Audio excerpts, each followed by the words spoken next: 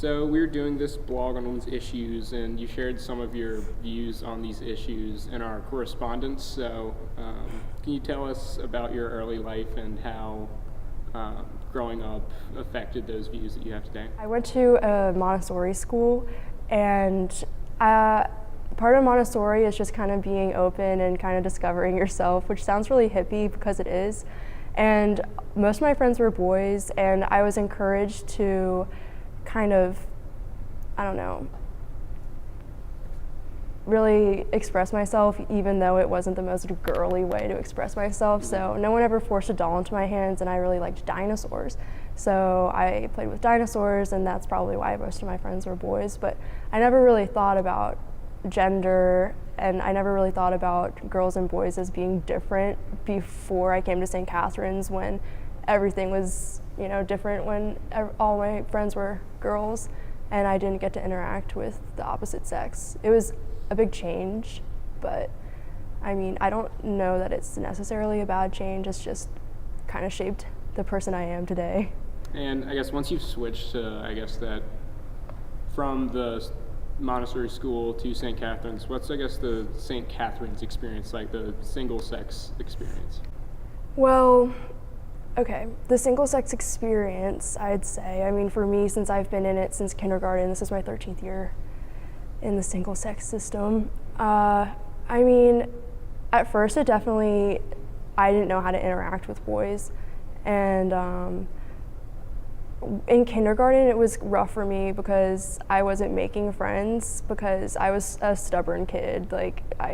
People did not like spending time with me, and I was stubborn because I didn't want to change how I liked to play. I liked to play with dinosaurs, and I liked to do the monkey bars, and everyone else was playing, house and dolls, and that's not bad at all, but it just wasn't my jam, and it was a tough adjustment for me. I had to,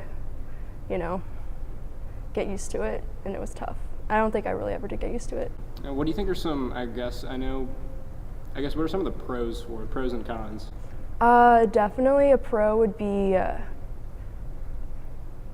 trusting the people around you. I think I could say things in a classroom of only girls that I might be afraid to say in a classroom with boys in it. I think that it's definitely good for middle schoolers who are kind of coming into themselves. I definitely had my awkward phase in middle school, and it's a good thing that there weren't many boys around for that. But no, I definitely trusted the people around me, and this sounds so cliche, but the community of the single-sex education is probably the best part of it. Also, in our correspondence, you talked about, the whole dance thing here, how girls always wait for guys to ask them. Can you elaborate on that? Yeah, actually, Miss Simondera, my math teacher from a couple years ago, really has some beef with this issue too. I have noticed a lot of girls, especially freshman girls, when boys are asking girls to dances. Oh my gosh. Which is exciting, yes, but they just wait and wait for boys to ask them, and then if they don't get asked, they're crushed. And obviously there are a lot of boys that don't end up asking girls. And they could have taken the, guts and asked someone too. And I don't like the double standard that I see a lot, and I see it with older girls too. And I'm not saying, I haven't asked anyone ever to a dance before, and so that would be scary, and I realize that it's scary, but it is definitely a double standard.